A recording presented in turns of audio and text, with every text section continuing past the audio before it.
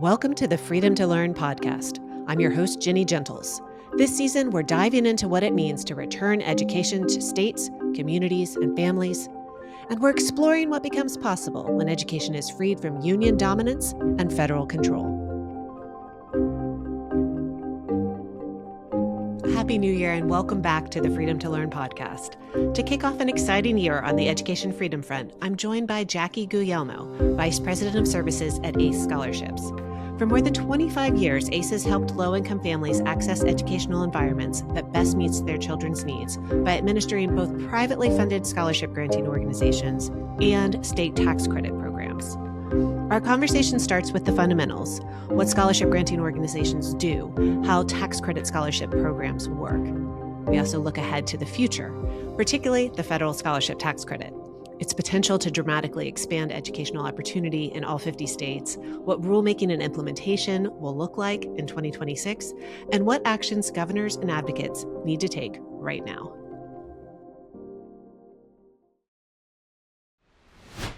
Jackie Guglielmo, welcome to Freedom to Learn.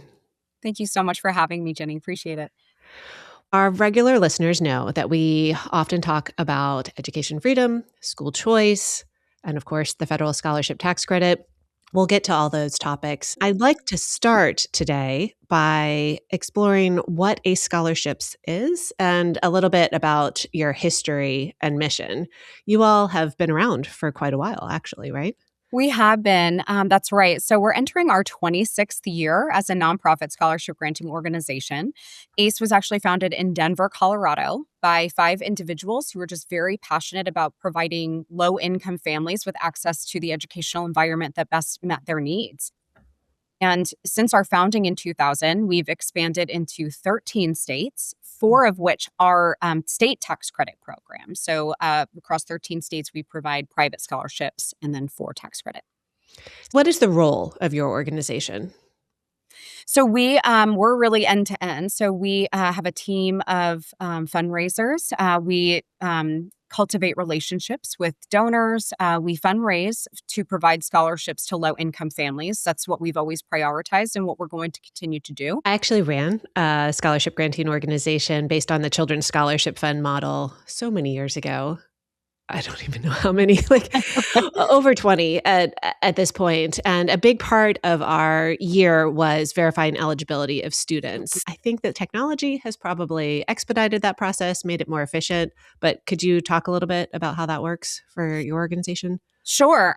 So historically, the way that we've always done it is we've kept our application pretty simple and collected some basic information from families in order to verify that they were, in fact, low-income families meeting a low-income threshold in order to receive our privately funded scholarships. We're really excited about the investments that we've made in our technology to enhance the application and built a brand new application that's more sophisticated technologically in order to be compliant with the federal tax credit and in anticipation of the verifications and eligibility determinations we're going to need to support those students nationwide. And when you say that you're operating in 4 states with state program, how does that differ from what you do with a privately funded scholarship program? Sure. So with our private scholarships, we have a little bit more flexibility with who we can scholarship and where they might be. With our state tax credit, we need to be compliant with the state tax credit law in those 4 states. And so those differ pretty dramatically, believe it or not, from state to state. And so we have development officers that are in those states that help us to operate those programs. These state tax credit scholarship programs in many places have been around for a long time. Some of these states have had them for decades, actually. Some are newer, and you're talking about 24 state tax credit scholarship program. We don't want to assume that listeners know what that means. We kind of rush through our terms like SGO and tax credit scholarship program. So we've talked about what the SGO does, the scholarship granting organization. A state tax credit program, would you be able to describe how that works? Typically, it's either individuals or corporations that can provide a donation to a scholarship granting organization for a tax credit or a tax deduction on their state tax liability. And then a scholarship granting organization then delivers scholarships based on those funds raised to eligible students within that state. I think that's helpful to let people know these have been around for a long time. They Mhm. exist in almost half the states, and there are a wide variety of mechanisms in place right now to administer these programs, and Mhm. it's fine. Like, They're um, not new. That you're right, Jenny. They're not new, and we have a good amount of very established, very sophisticated scholarship granting organizations like ACE that have been in the business of doing this for quite some time, and been very successful with it. And it's so exciting to see something pass that's going to give an opportunity to bring this implementation, these scholarships, to the federal level, to students potentially in all 50 states if the states opt in. yeah, so excited to dig into a conversation about the potential impact of the federal scholarship tax credit and what 2026 will bring on that front. It's going to be a great year. Before we do that, do you have anything to share about your experience, ACE's experience running these programs at the state level? Like any feedback that you've gotten from families as they've benefited from scholarship programs? Absolutely. We've been so blessed, Jenny. So we've delivered over 121,000 scholarships totaling over $395 million. So we've been in this for a while. We have lots of families, lots of stories to share. One that stands out to me is the story of one of our families down in Texas, Greta, and she has been an amazing advocate for school choice, for any sort of scholarship to students that are going to increase the accessibility of an educational environment. So she's what we call the story of two paths. She had a son who was attending public school, and sadly, she did not know about ACE scholarships when her son was in the public school, and she lost him to drug addiction. During that time, her adoptive daughter Miracle, was born, and she adopted her and found ACE scholarships, and she was invited to testify in Texas for the ESA program, and did a phenomenal job. So much so that she caught the attention of Governor Abbott, who invited her to meet with him one on one.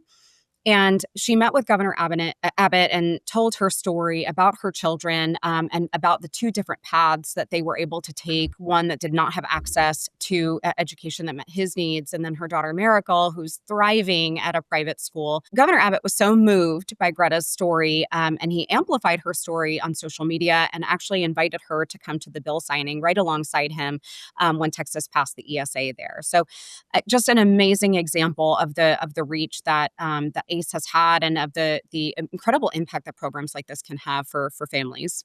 Thanks for sharing that. That's a good reminder that a lot of these privately funded scholarship programs were started both from a philanthropic impulse. We have to help low-income students who are trapped in failing schools, but also with the desire to prove to policymakers that this is something that is needed and something that works and something that families are desiring, and there's a real demand for it. So it sounds like that was something that was conveyed through the Texas program and through this family's experience, heartbreaking as it was. You all have lots of data on your website on outcomes of your participants, great graduation rates, Mhm. and students go on to college. Is in addition to serving the families, you then have been tracking them over the years? Absolutely. One of the amazing things that we've realized through our data is that the scholarships that we provide to our low income students don't only impact those students and their graduation rates and their post secondary pathways, but we've seen a tremendous impact on their families. We've seen a lot of parents decide to go back to school and break their barriers and pursue degrees and upward mobility. And it's just amazing to see that sort of generational impact that scholarships can have, because they're not only transforming the lives of the students that we're providing the scholarships to, but their family members as well, siblings and parents alike. Wonderful. Jackie, I'm super excited to talk about the federal scholarship tax credit with you all. Your organization has ambitious vision for engaging with the tax credit and expanding the potential for serving even more students in more places across the country. We do have to start. It's a new year. So let's start with a reminder to listeners of what the federal scholarship tax credit is, or what this tax credit for contributions to scholarship granting organizations does. What's your elevator pitch on that? Sure. Thank you for this question, Jenny, because, as someone who's launched 2 ESA programs, I can't emphasize enough the importance of repeating this and getting awareness out and ensuring that everyone truly understands what this opportunity can bring. And something I think it's really important to recognize is that this is a tax bill that promotes charitable giving and benefits school choice. It's not just a school choice bill. It's so much more than that. And it's the first time that in our nation's history that we're going to have a tax credit that brings educational freedom to families across America simultaneously. So I just wanted to get those two really important points out there. My elevator pitch is that the new federal tax credit for scholarships offers a dollar for dollar tax credit up to $1,700 for individuals who donate to qualifying nonprofit scholarship granting organizations like ACE. And then those scholarship granting organizations can deliver scholarships to qualified K-12 students in states that opt in. I love it. You're very succinct. And it is that simple, right? Like sometimes in Washington and policymaking, in communicating and podcasting, we're a little too verbose. And it's a good starting point, right? It identifies all the stakeholders. And we talk about this so much, Shani, that it's just important to get right to the facts and help families and donors understand who this is going to impact and what it can do.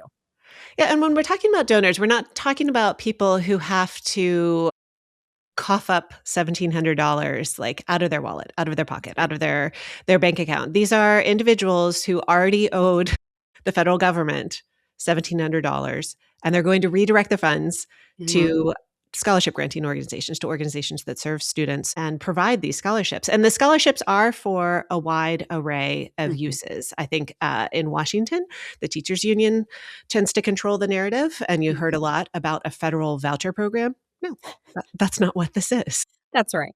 And so you mentioned ESAs, education savings accounts. That's a model that already exists at the state level. Can you talk a little bit more about what it means to provide scholarships for expenses beyond just private school tuition? Absolutely. So the typical structure for an education savings account and a model that we are looking at for the federal tax credit is really an individualized account per student with the ability for that student to use those funds to pay for qualified K-12 expenses. So these are things like books, tuition, fees, transportation, extended day programs, tutoring. So things that are supplementing their current educational setting. And as we know, in the federal tax credit, it refers to CoverDell, but education savings accounts tend to have a much broader array of eligible expenses, really beyond just tuition and fees. I think of it as a wraparound for all educational expenses. And this reflects the reality of education. There are multiple expenses. It also reflects the reality of what parents want, which is customized educational options. And sometimes those are outside a public school environment. They might be supplementing a public school experience. In the case of the tax credit, public school students likely will be benefiting in the form of tutoring, and they might exist outside of a private school setting. These might be families who are putting together educational options, through a combination of means. Let's talk a little bit about what your vision, ACE Scholarships vision is for engaging with the tax credit, and then we'll talk a bit about what the Treasury Department and the IRS are up to when it comes to rulemaking and what you'd like to see there. Your vision, how will you be engaging with this? So we really see the federal tax credit as a complement to the work that ACE has done for the past 25 years, coming up on 26 years. We call it supercharging. So it's supercharging private and tax credit programs that we've already been involved with. This year alone, we were blessed to be able to scholarship over 16,000 students. Sadly, we had 8,000 students who qualified for our scholarship, but we didn't have enough funding for them. So I think one of the things that the federal tax credit will be able to do is to reach students that we weren't able to reach through our tax credit programs and our charitable giving. It just demonstrates the tremendous need that we have across the country, Jenny, and something that's really important to keep in mind for the federal tax credit is, the state efforts are amazing and we champion them, but they're not enough. There's still a need out there. You'll be reaching more students, and then sometimes the state tax credit programs and then privately funded scholarship programs aren't sufficient to cover full tuition, certainly not to cover high school tuition. So are you looking to expand the amounts of scholarships that you're offering as well?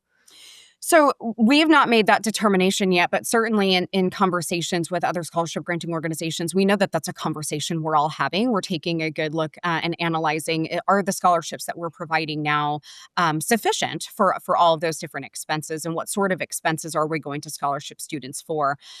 You know, ACE's model has always been that everyone has skin in the game. So for 25 years, we've never provided a full scholarship. We've always provided partial scholarship, and parents pay a portion and schools pay a portion.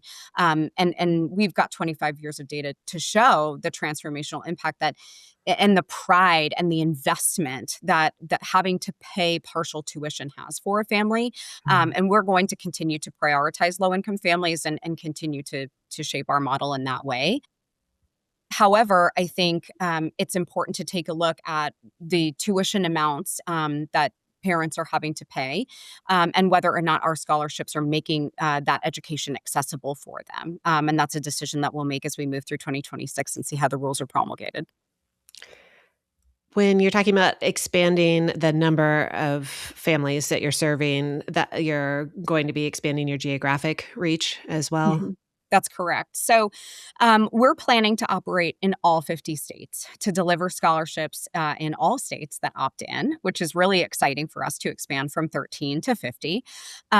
Something that's really important to us, Jenny, as I've mentioned a couple times, is more dollars in the hands of more children. Really, that's our mission. But something that operating or planning to operate in all 50 states does for us is it allows us to reallocate our privately funded scholarships to students that are in states that don't opt in.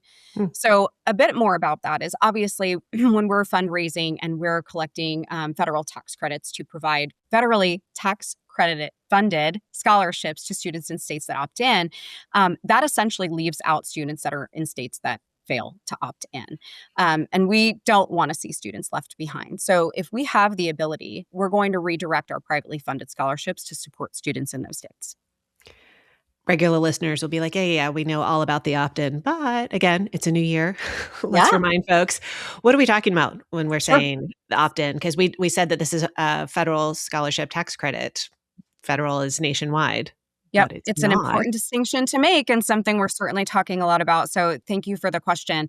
So this has the ability to impact all students, but governors or a designee of the state needs to opt their state into the program. So that means that scholarship granting organizations can fundraise and provide tax credits to donors in all states, but only students in states where governors opt in can receive the scholarships. So we're already starting to see some governors come out publicly and comment that they intend to opt their state in, which means that scholarship granting organizations will be able to both raise funds and deliver scholarships to students in their states.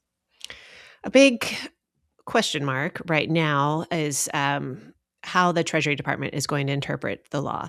And as we've talked about on the podcast, including in a conversation with Senator Ted Cruz, some of this legislation was written in the middle of the night, kind of at Mhm. the last minute, as the Senate parliamentarian had some concerns and changes were made to accommodate those concerns. And now we're at the implementation stage of interpreting what those Mhm. middle of the night legislative provisions will mean and how they'll roll out. So let's go through a few of those. We've talked about opting in. A big one would be that the scholarship granting organization needs to be located in the Mhm. state. So, what are you all hoping when it comes to the Treasury Department's interpretation of that? We're hoping to see that simply means that you're registered to do business in that state. Okay. So, rather than ACE scholarships having to open up shop That's right. in every state. Headquarters in every state, staff and buildings in every state. It's just a barrier to entry for scholarship granting organizations. And I said, before, our mission is just more dollars in the hands of more children. So the more barriers that we put in place for scholarship granting organizations to implement this program, the harder it's going to be to get those funds to students. So we're just looking for very simplistic interpretation of located in, registered to do business. Often that's with the Secretary of State. Obviously, a scholarship granting organization will have to file and register as to solicit for charitable donations. Mhm. So there's some basic kind of fundamentals, and this is something we could certainly dive further into. But quite a lift for an organization to develop a 501c3 and launch a scholarship granting organization in the kind of the winds of the federal tax credit. There's a lot that goes into it. Yes, I've noticed that your organization has put out information like, "Hey, are you interested in starting an SGO? Here's an alternative model, partner with ACE scholarships." That's right. And there seems to be an efficiency to what you're proposing, not just that you have this experience in running programs, but you have the operation in place, so it doesn't Mhm. have to be replicated That's hundreds of exactly right. times over. Yep, Yeah. that's exactly right. We started, of course, to take a really hard look at what we would need to do to be compliant with the federal regulations. So, the provisions of the federal tax credit, and then in addition, what's going to come in the rules. And so, we started to write all that down. What did we have to do? What have we already accomplished?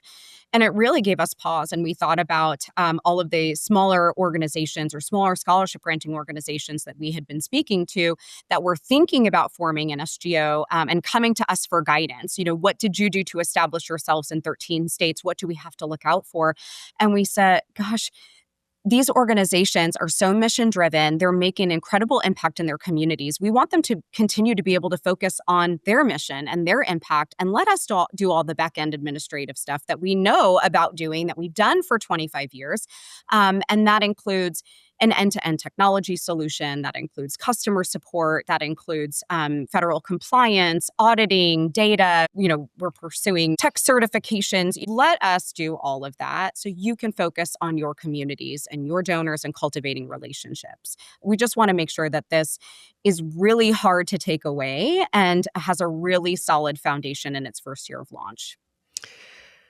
Again, a big part of that solid foundation, making sure things are heading the right direction, is the Treasury rulemaking process. And the end of 2025 saw the Treasury Department seeking comments, Mhm. largely from the scholarship granting organization. They wanted that perspective, and they'll take those comments and turn them into a draft rule, the regulations for the program, and then take more comments.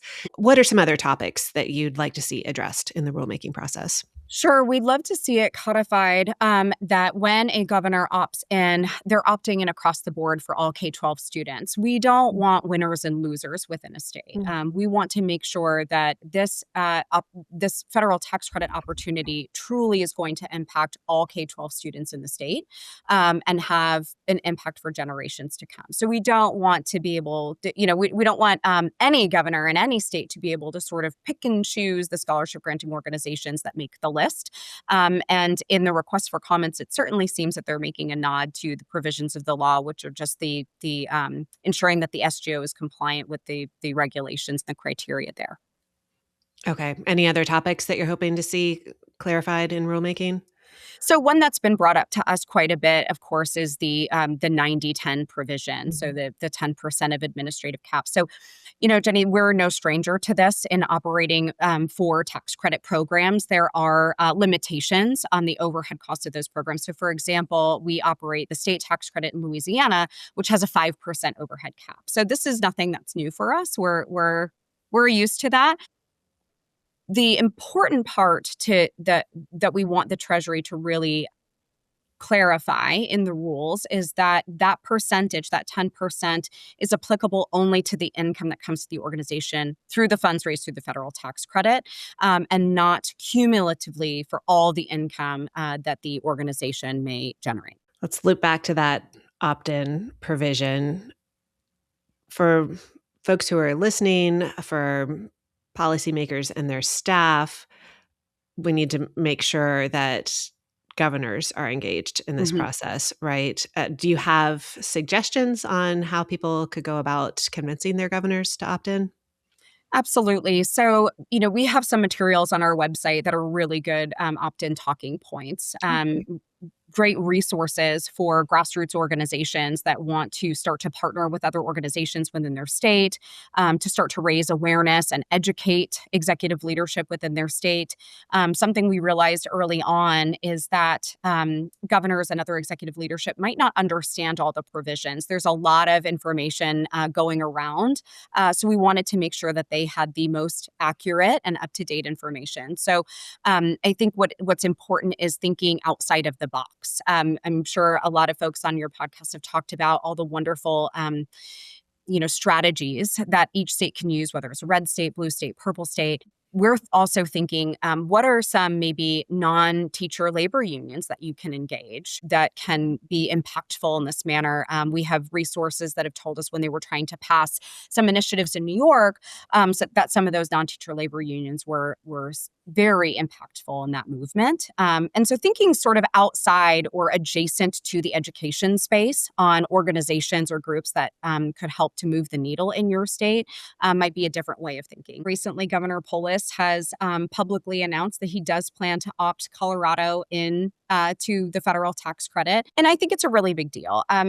Governor Polis is not the first Democratic governor to openly state that he plans to opt in, but he's certainly the first Democratic governor with a Democratic House and Senate leadership. So I think that's a really big deal. And I certainly hope that governors are in other states are taking note of this, of Governor Polis's prioritization of all K-12 students in his state. And I really hope that we see a tipping point now in the rest of the states across the nation.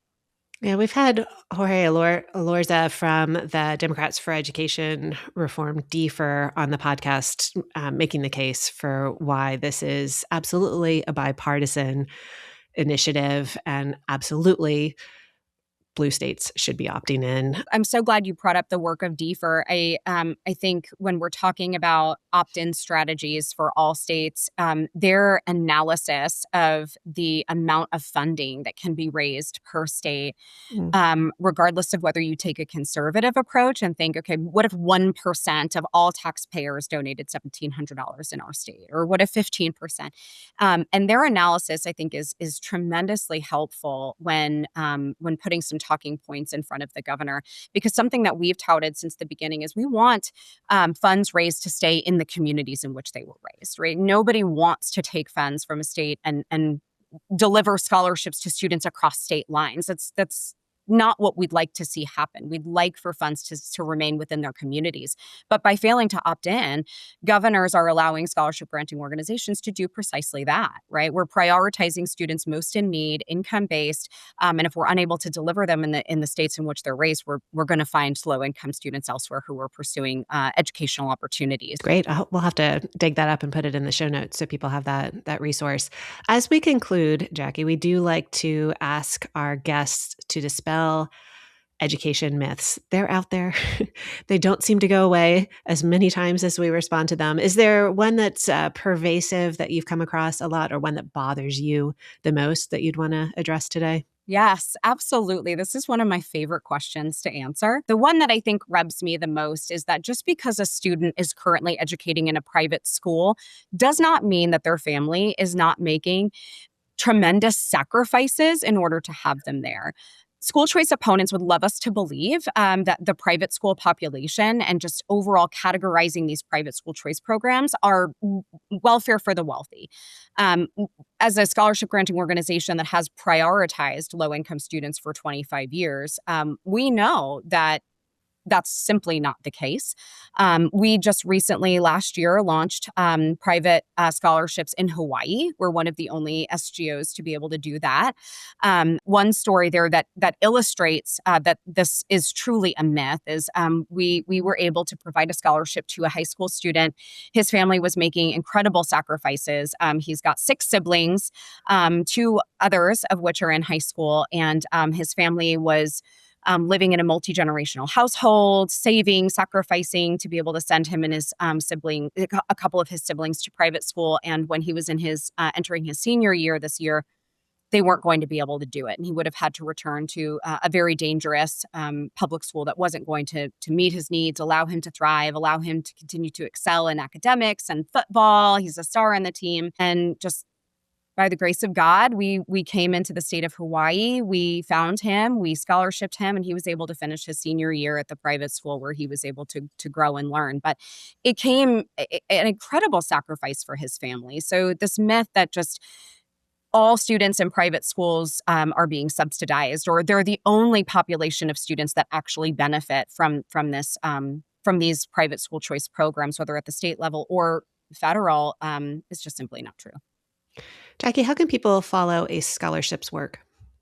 So you can find us at ascholarships.org, and there's a banner at the top if you want to specifically track our work on the federal tax credit. And I encourage anybody that wants to learn more about our 50-state strategy or our turnkey solution to please get in touch with me. We're so encouraged and so excited to come alongside other organizations that want to take full advantage of the federal tax credit, and we want to enable them to do that. Well, thank you so much for your commitment to education freedom, and thank you for joining Freedom to Learn. Thank you so much for having me, Jenny. Freedom to Learn is a production of the Defense of Freedom Institute. Learn more about our work at dfipolicy.org. We'd love to hear your thoughts. Send feedback, questions, and episode ideas to podcast@dfipolicy.org. And if you enjoyed today's conversation, please follow and review Freedom to Learn on your favorite podcast app and share it with a friend.